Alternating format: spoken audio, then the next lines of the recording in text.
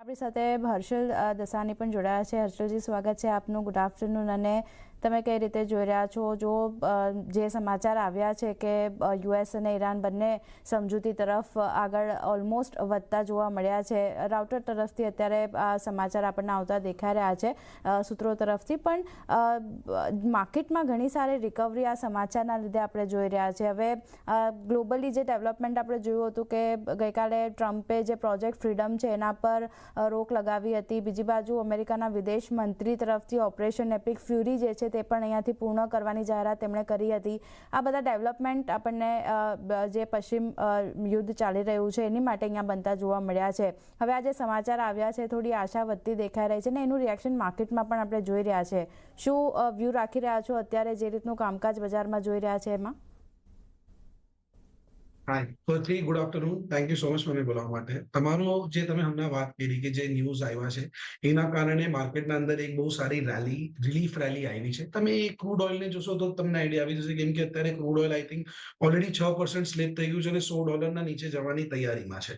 આપણે આના પહેલા બી જેટલી બી વાર વાત કરી છે કે જ્યારે બી ક્રૂડ ઓઇલ તમારું $100 નીચે વયું જશે ત્યારે તમને માર્કેટના અંદર એક પોઝિટિવ મોમેન્ટમ આવતું દેખાશે. અને ઓવરઓલ આજે આ જ થઈ રહ્યું છે.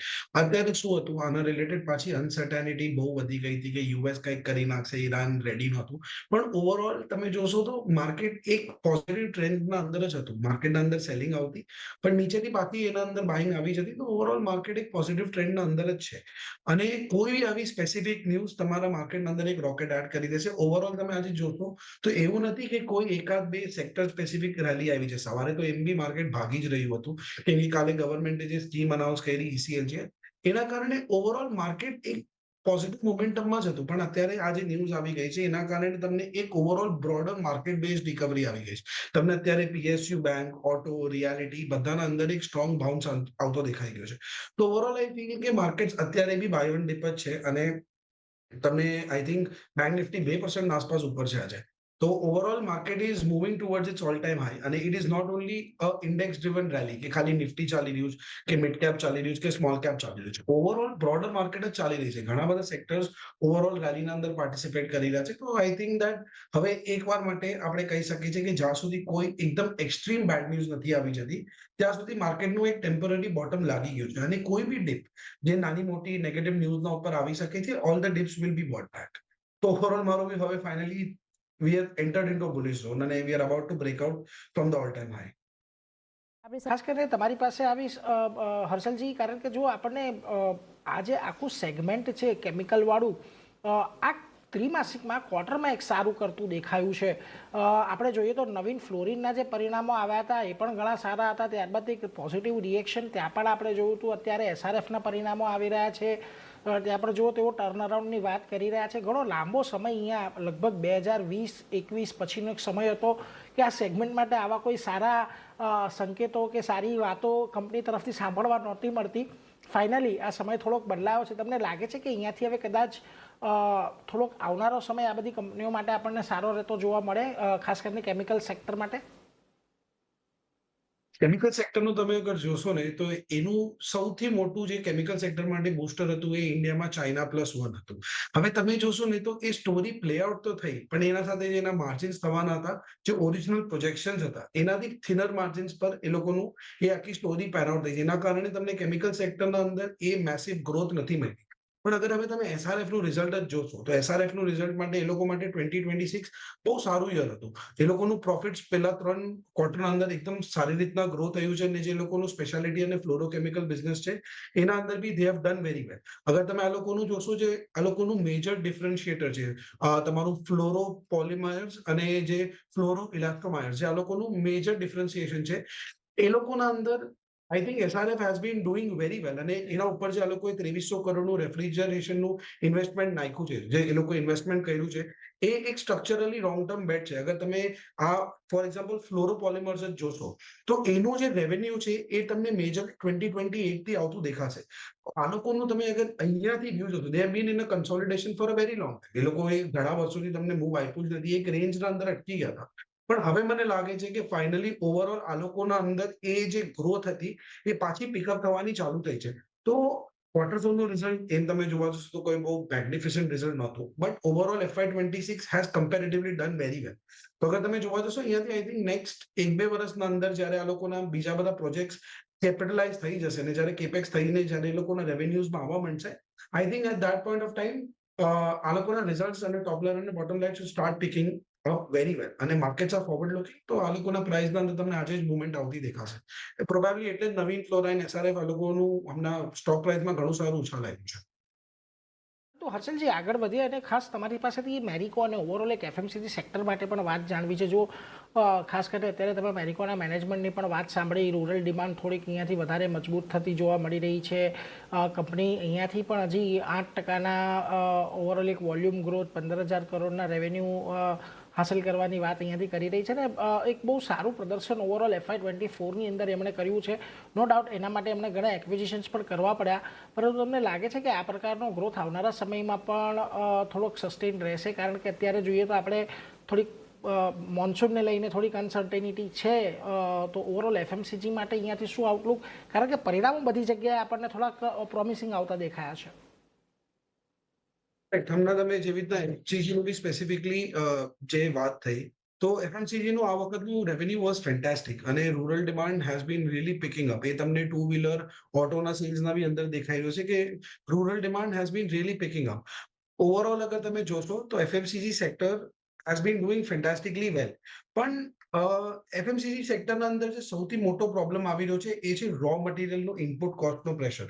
જે વોરના કારણે ઇનપુટ કોસ્ટ આ લોકોનું વધી રહ્યું છે. જે હમણાં તમે સાંભળ્યું કે ફોર એક્ઝામ્પલ ખોપરાના પ્રાઇસ મેરિકો માટે, હવે મેરિકો માટે જે લોકોનું પેરાશૂટ તેલ જે લોકોનું સૌથી મોટું ફેક્ટર છે એ લોકોનું ખોપરાના પ્રાઇસ. તો એના કારણે જે પ્રેશર આવી રહ્યું છે રો મટીરિયલના કારણે, વોરના કારણે, એના કારણે FMCGમાં તમને થોડું ધ્યાન રાખવું પડશે. પણ overall sector has been doing વેલ અને એના રિઝલ્ટ્સ બી બહુ સારા આવી રહ્યા છે. નેસ્લેનું અને આ લોકો they also B doing very well. Main ચીજ તમને જે ધ્યાન રાખવાનું છે કે આ લોકો નવું શું કરી રહ્યા છે. જેવી રીતના ફોર એક્ઝામ્પલ મેરિકોમાં તમે જોયું કે they are entering into new business spaces. એ લોકો નવા acquisitions કરી રહ્યા છે ઇન્ટુ ડિફરન્ટ બ્રાન્ચ. એના કારણે the portfolio keeps building up. That is the main thing in FMCG. મને ઓવરઓલ લાગે છે FMCG is about to do well, but they have to keep up the pace in terms of new acquisition, in terms of new product building. પરંતુ આગળ વધીને અન્ય સેક્ટરની આજના દિવસે ચર્ચા કરવી છે, જ્યાં આગળ આપણને જો પરિણામ આવતા દેખાયા છે અને એક મહત્વના પરિણામો L&Tના આવતા દેખાયા હતા. નો ડાઉટ આજના દિવસે અત્યારે જો આપણને આ કાઉન્ટરની અંદર થોડીક રિકવરી નીચલા સ્તરેથી આવતી જોવા મળી હતી. આજે જે ઘટાડો L&Tની અંદર આપણે જોયો ત્યારબાદ રિકવરી આવી છે. પરંતુ અહીંયા હર્ષલજી, આ કંપનીનું જે મિડલ ઇસ્ટનું એક્સપોઝર હતું એને લઈને થોડીક એક્ઝિક્યુશનની ચિંતાઓ રહેશે એ આપણને ખબર હતી. કંપનીએ પણ આ બાબતે ઓલરેડી પહેલેથી માહિતી આપી દીધી હતી, એટલે થોડાક પ્રોફિટેબિલિટી ને માર્જિન પર આપણને અસર જોવા મળી છે. જો કે આની અસર ખાલી એક એટલી છે કે કંપનીને એક બહુ મોટી જે ઓર્ડર બુક ઇન્ક્રીઝ, ઓર્ડર બુકનો વધારો જે મિડલ ઇસ્ટથી થઈ રહ્યો હતો તે હાલ પૂરતો અટકી ગયો છે. પરંતુ જે પ્રકારની ઓર્ડર બુક અહીંયા છે, જે પ્રકારના કંપનીનું કામકાજ આપણે અત્યાર સુધી જોયું છે, તમને લાગે છે કે આવા જે પણ ઘટાડા આવ્યા છે L&T માટે એક બાઇંગ ઓપોર્ચ્યુનિટી બનાવવી જોઈએ અહીંયા? તમે જોવા જાઓ ને તો L&T ને તમે એના રેવન્યુ અને પ્રોફિટેબિલિટીથી ના મેજર કરો. L&T ને તમે એના ઓર્ડર બુકથી મેજર કરો. હવે અત્યારે તમે જોવા જશો તો એ લોકોની ઓર્ડર બુક 28% ગ્રોથ થઈને અત્યારે એ લોકોના ઓલ ટાઈમ હાઈ પર આવીને ઊભી છે. જે તમે વિચારો કે મલ્ટી યર તમને રેવન્યુ વિઝિબિલિટી આપી રહી છે અહીંયાથી. અને L&T તમે ઓવરઓલ જોવા જશો તો એ લોકોનું મિડલ ઇસ્ટના અંદર ઘણું બધું એક્સપોઝર હતું. એ આપણને બધાને ખબર હતી. બટ ઓવરઓલ તમે જોવા જશો તો એના મેનેજમેન્ટે કીધું છે કે H1 ના અંદર થોડી ઘણી પ્રોબ્લેમ આવવાની જ છે. ફર્સ્ટ હાફ ઓફ ધ યરના અંદર જે મિડલ ઇસ્ટના રિલેટેડ ડિસ્ટ્રપ્શન્સ થયું છે એના કારણે એ લોકોના ઓર્ડર એક્ઝિક્યુશન કરવામાં પ્રોબ્લેમ આવવાની છે. તમે આને જ એઝ એન ઓપોર્ચ્યુનિટી જો, જે મિડલ ઇસ્ટના અંદર અત્યારે ડિસ્ટ્રક્શન થયું છે that opens up the door for more orders for L&T. કાલે જઈને આ જેટલું બી ડિસ્ટ્રક્શન થયું છે એના અંદર L&T ને ઘણા બધા નવા ઓર્ડર્સ મળશે એ બધી ચીજોને ફિક્સ કરવા માટે. અગર તમે FY26 નું જોશો તો એ લોકોનું જે વિન ઓફ ઓર્ડર છે ઇટ્સ અરાઉન્ડ 4.35 લાખ કરોડ. અને it again reinstates કે L&T is one of the most dominant players in Indian infrastructure market.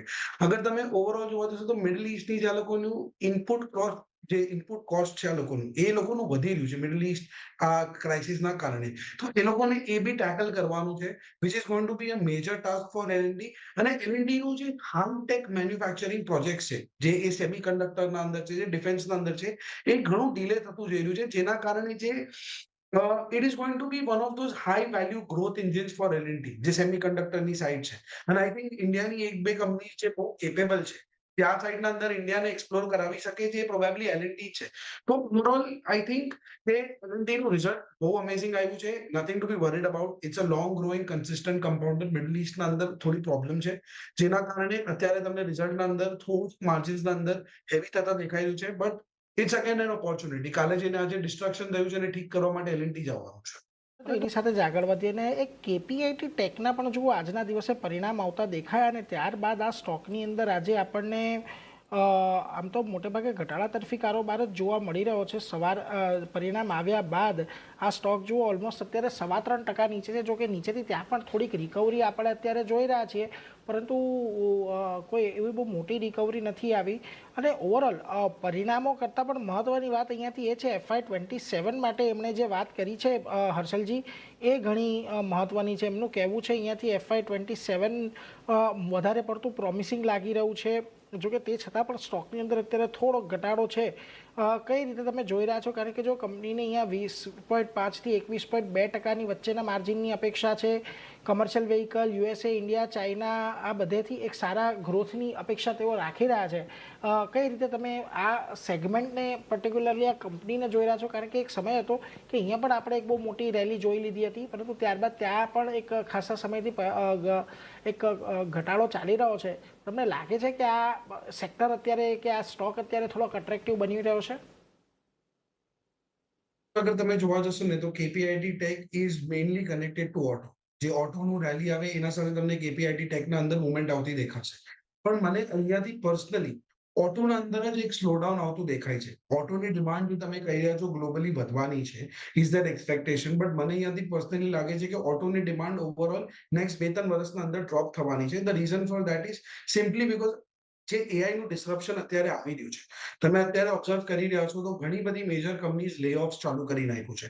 હવે આ લે ઓફના કારણે સૌથી મોટું જે હિટ આવવાનું છે એ છે અર્બન કન્ઝમ્પશનના ઉપર. જે લોકો જોબ્સના ઉપર છે, now they don't have money to buy a car. સૌથી મોટું જે પહેલું હિટ આવશે એ આવશે ઓટો અને રિયાલિટી પર. તો આજે AI ડિસ્રપ્શન આવી રહ્યું છે. અત્યારે ઇન્ડિયામાં હજુ એટલું આવ્યું નથી, પણ અગર તમે US ના અંદર જોશો, જે US ની સર્વિસ કંપનીઝ છે, જેવી રીતના ફોર એક્ઝામ્પલ સેલ્સફોર્સ 50% ડાઉન છે અત્યારે પોતાના ઓલ ટાઈમ હાઈથી. જે ફોટો એડિટિંગ સોફ્ટવેરની કંપનીઝ હતી એડોબી, એ બધી ઓલ ટાઈમ હાઈથી 50% ડાઉન છે. ઇન્ડિયાના અંદર હજુ એટલું હેવી AI નું અડોપ્શન નથી થયું, પણ ઓવરઓલ 1-2 વર્ષ 3 વર્ષના અંદર આ વેવ ઇન્ડિયાના અંદર આવવાની જ છે. અને જેના કારણે તમને એક અર્બન કન્ઝમ્પશનના અંદર ડ્રોપ આવતું દેખાશે ઓવરઓલ, બીકોઝ કેમ કે લોકોની જોબ જવાની ચાલુ થઈ જશે. There will be a lot of layoffs. અને જેવું લેઓફ ચાલુ થશે એનું સીધો ઇમ્પેક્ટ તમને ઓટોના ઉપર આવતો દેખાશે. ઉપરથી અગર તમે 2 વ્હીલર અને 3 વ્હીલરને ઓબ્ઝર્વ કરશો તો એ લોકોને લાસ્ટ યર જે GST કટ થયું હતું એના કારણે ઘણો ફાયદો થયો. એ GST કટના કારણે જે લાસ્ટ યરનો એ લોકોનો ઓટો નંબરનો બેઝ હતો એ ઓલરેડી બહુ ઉછળા સ્તર પર છે. અને આ વર્ષે એ નંબરને Q2 અને Q3 માં મેચ કરવું યર ઓન યર કમ્પેરિઝનમાં બહુ ડિફિકલ્ટ થવાનું છે. પ્લસ એ ટાઈમે તમારા રો મટીરિયલ ઇનપુટ કોસ્ટ પર પ્રેશર નહોતું, કેમ કે એ ટાઈમે વોર નહોતી ચાલતી રહી. ત્યારે તમારું વોલ્યુમ યર ઓન યર પહેલા તો વધારવું is going to be a task, અને એના અંદર માર્જિન્સ લાવવી is going to be a task. Overall જે ઓટોનું ગ્રોથ સ્ટોરી છે, જે તમારું 4 વ્હીલર છે, સ્પેસિફિકલી 2 વ્હીલર્સ હજુ બી ઠીક છે, કેમ કે રૂરલ કન્ઝમ્પશન પર એટલું હજુ ડેન્ટ આવતા દેખાઈ નથી. પણ જે અત્યારે આ વર્ષે બી વરસાદની વાત થઈ છે કે 92% એક્સપેક્ટેડ છે ફ્રોમ ધ એવરેજ. 3 યર્સમાં આટલું નીચલું આવ્યું નથી, તો rural demand is also expected to be falling down. So overall અગર તમે અહીંયાથી જોશો તો મારું પર્સનલી વ્યૂ ઓટો પર, I feel that the music is about to stop. હવે ઓટોનું જે રન આવ્યું છે એ થોડું રૂકવું જોઈએ મારા હિસાબથી, બીકોઝ મને અર્બન કન્ઝમ્પશન પર એક ટેન્ટ આવતું દેખાઈ રહ્યું છે. તો ઓવરઓલ મારું ઓટો પર એટલું અહીંયાથી કોઈ બી ચીજ પર ફ્રેશ વ્યૂ બાઇંગ બુલિશ નથી. તો KPIT tech because it becomes an ancillary to auto, I would tend to stay away it. Coforge માટે લેવો છે. જો મિડકેપ IT કંપનીઓમાં એક સારી એક્શન આપણને આવતી દેખાઈ રહી છે. કોફોર્જમાં પણ પરિણામ સારા આવ્યા છે અને એક સારી ખરીદારી પણ આપણને શરૂઆતથી જ બનતી દેખાઈ રહી છે. શું ધ્યાન રાખી રહ્યા છો કોફોર્જ માટે? પરિણામ કઈ રીતે જોઈ રહ્યા છો અહીંયા? કોફોર્જ એક પ્રોબેબિલિટી એક એવી આઈટી કંપની છે બીજા બધા કરતા થોડું બેટર કરી રહી છે. 30 વર્ષનું યર ઓન યર એને જે રેવન્યુ નાખ્યું છે એ બીકોઝ એનું જે ડીપ એક્સપર્ટીઝ છે, જે એનું બીએફએસઆઈ અને ટ્રાવેલ, જે બે સેક્ટરના અંદર એ બહુ સ્ટ્રોંગ છે, એના કારણે એનું રિઝલ્ટ આ વખતે બહુ સારું આવ્યું છે. અને અગર તમે કોફોર્જનું રિપીટ બિઝનેસ રેશિયો જોશો તો it is close to 95%. It is one of the strongest indicators કે કંપનીઝ રિટેન કરી રહી છે. એના પાસે ઇન્ડિયન મિડ કેપ આઈટી ના અંદર એક જ એવી કંપની છે જે પ્રોબેબલી આટલું સારું કરી રહી છે. અગર તમે એક ચીજ ખાલી આના અંદર ધ્યાન રાખવા જેવી છે એ છે કે આ લોકોનું જે લાસ્ટ આ વખતનું જે રિઝલ્ટ આવ્યું છે એ યર ઓન યર બહુ સારું આવ્યું છે, પણ એ બીકોઝ કેમ કે બેઝ યરનું જે નંબર હતા એ બહુ નાના હતા, મતલબ એકદમ ડિફ્લેટેડ હતા, નાના હતા. એના કારણે તમને યર ઓન યર એક બહુ મોટું ગેપ આવતા દેખાઈ રહ્યું છે. બટ ઓવરઓલ આઈટી ના અંદર જે એક મેઇન પ્રોબ્લેમ લેવાની છે કે જે એ લોકો એઆઈ ના તરફ પાઇવટ નથી કરી રહ્યા. ઓવરઓલ તમે મિડ કેપ લઈ લો, લાર્જ કેપ લઈ લો કે કોઈ બી આઈટી સ્પેસમાં લઈ લો કંપનીઝ, અત્યારે બી વિપ્રોએ 15,000 કરોડ રૂપિયાનું બાયબેક કર્યું છે. અગર તમે 2016 થી જોવા જશો તો લગભગ બધી જે ટોપ 5 ઇન્ડિયન આઈટી કંપની છે, HCL, TCS, ઇન્ફોસિસ, વિપ્રો અને તમારી LTI, જે 5 ટોપ તમારી આઈટી ની કંપની છે, એને બનાવીને નહીં તો બી 2.5 લાખ કરોડ રૂપિયાનું બાયબેક કરી નાખ્યું છે. અને બધા ઉપરના ભાવ પર બાયબેક કરીને ગયા છે અને એનાથી અત્યારે 50% ડાઉન છે. તો ઓવરઓલ અગર આપણે આ પૈસાને ચેનલાઇઝ કરીને રિસર્ચના તરફ નાખીએ, એઆઈ ના તરફ, ત્યારે જઈને આ લોકોનું બિઝનેસ ફરવાનું છે. નહીતર કોઈ બી સર્વિસ બિઝનેસ છે, જેમ હમણાં પહેલા બી તમને ઓટોનું કહ્યું હતું ત્યારે તમને વાત કરી હતી, તો ઇન્ડિયામાં નથી ડિસ્રપ્શન આવી રહ્યું. આ ડિસ્રપ્શન બધે જ આવી રહ્યું છે. યુએસ ના અંદર બી તમે જે બી મેજર કંપનીઝ જોતો જે સર્વિસ બિઝનેસના રિલેટેડ છે એ બધી ખતમ થઈ જઈ રહી છે, બીકોઝ એઆઈ ધીરે ધીરે ધીરે ધીરે ધીરે બધી ચીજના અંદર જઈ રહ્યું છે. આજે ક્લોડનું ફોર એક્ઝામ્પલ નવું વર્ઝન આવ્યું છે, ક્લોડ ફાઇનાન્સ, જે તમારા વેલ્યુએશન રિપોર્ટ્સ હતા, જે તમારા top research level, analyst level reports હતા, એ આજે તમને ક્લોડ લખીને આપી રહ્યું છે ઇન નો ટાઈમ. તો ઓવરઓલ એઆઈ નું જે ડિસ્રપ્શન આવી રહ્યું છે એના સાથે this companies have to keep up. અગર આ લોકો આ કીપ અપ નહીં કરી શકે દેન આ લોકોના જઈને રિઝલ્ટ્સના અંદર તમને આગળ બહુ મોટું શાર્પ ડિક્લાઇન આવતું દેખાશે. એ સાથે જ હર્ષલજી અને મહેશજી આ બંને પાસેથી રજા લેવાનો સમય. હર્ષલજી, ઘણા બધા સ્ટોક અંગે ચર્ચા થઈ, આ અંગેના કોઈ ડિસ્ક્લોઝર આપના? બી સ્ટોક્સના ઉપર અને સેક્ટર્સ પર મેં વાત કરી, એના અંદર મારા કંપનીની અને મારા ફેમિલીની પોઝિશન્સ હોઈ શકે છે. એ કોઈ બાય સેલ રેકમેન્ડેશન નથી. પ્લીઝ તમારા ફાઇનાન્શિયલ એડવાઇઝરને કન્સલ્ટ કરજો કાંઈ બી લેવા પહેલા. થેન્ક યુ સો મચ મને બોલાવવા માટે.